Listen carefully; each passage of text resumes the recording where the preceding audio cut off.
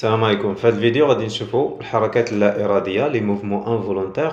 نشوفوا اولا تذكير بالاعضاء المتدخلة في الحركات اللا إرادية، ثم خطط عامة لمسار الرسائل العصبية خلال الحركات اللا إرادية. نبداو بالاعضاء المتدخلة في الحركات اللا إرادية، les organes intervenant dans la motricité involontaire.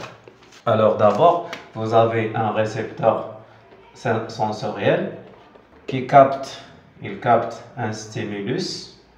Ce récepteur va générer un influx nerveux sensitif, رسالة عصبية حسية. Cet influx nerveux sensitif sera conduit par les fibres nerveuses sensitives.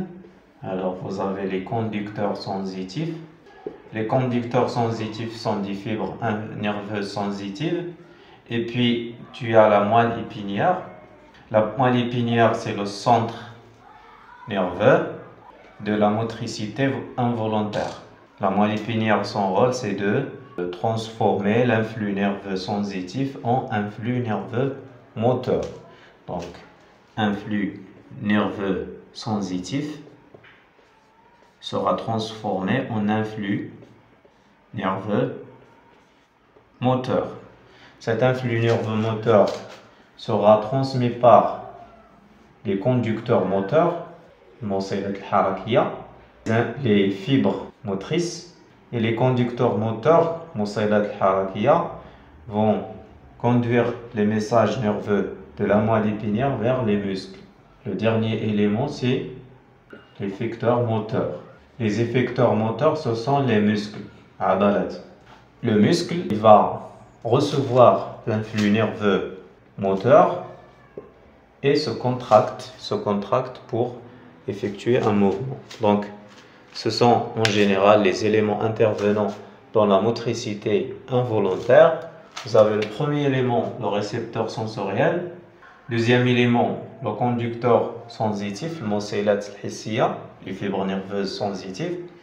Troisième élément, c'est la moelle épinière, le centre nerveux de la motricité involontaire. La moelle épinière transforme يحول الرسائل الحسية إلى رسائل حركية. Les influx nerveux sensitifs en influx nerveux moteur.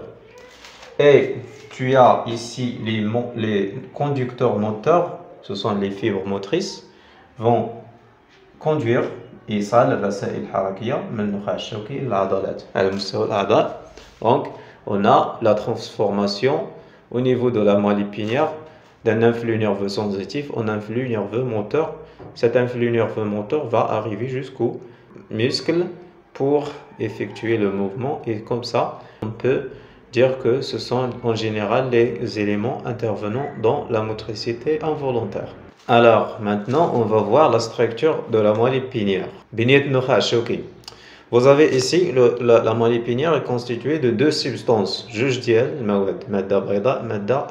la substance grise et la substance blanche.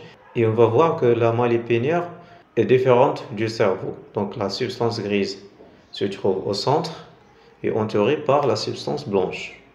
L'axe ديال le cerveau. Le cerveau, la substance grise من برا الداخل ديالك كنلقاو المادة البيضاء. هنايا بالنسبة la moelle épinière, c'est l'inverse, l'axe.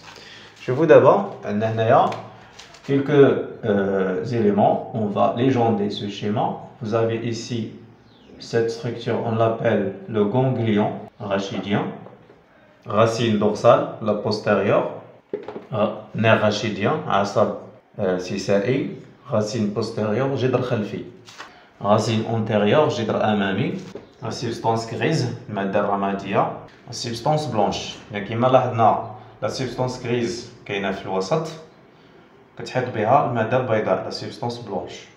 La substance grise est composée de corps cellulaires, الأجسام الخلوية بحال اللي شفنا في فيديو آخر. و la substance blanche مكونة من des fibres nerveuses, c'est-à-dire les axones des cellules. كما كتلاحظ هنا اللي عندنا على اليمين هو اللي كاين على اليسار. C'est la même chose, donc on a un axe de symétrie. Alors, ici dans la racine dorsale, vous avez des corps cellulaires au niveau du ganglion spinal qui a deux expansions des fibres nerveuses. vont arriver jusqu'ici. Et tu as un autre neurone ici, خلية أخرى, نسميها interneurone ou neurone intermédiaire en bleu, l'azraq.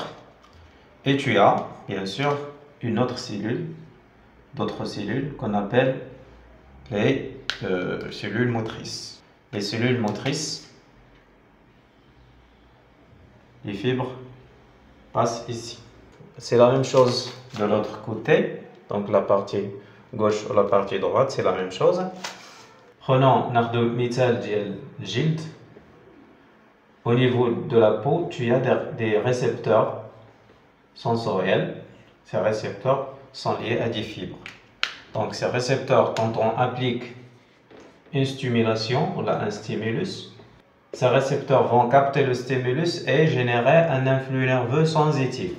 Cet influx nerveux sensitif sera transmis par les fibres nerveuses sensitives par les nerfs rachidiens qui constituent les nerfs rachidiens et vont passer dans le ganglion lymphatique. Donc ici, la racine dorsale contient des fibres sensitives. Cette racine postérieure conduit les messages, les influx nerveux, la substance grise au niveau de l'interneurone. Cet influx nerveux sensitif, il sera transformé en influx nerveux moteur.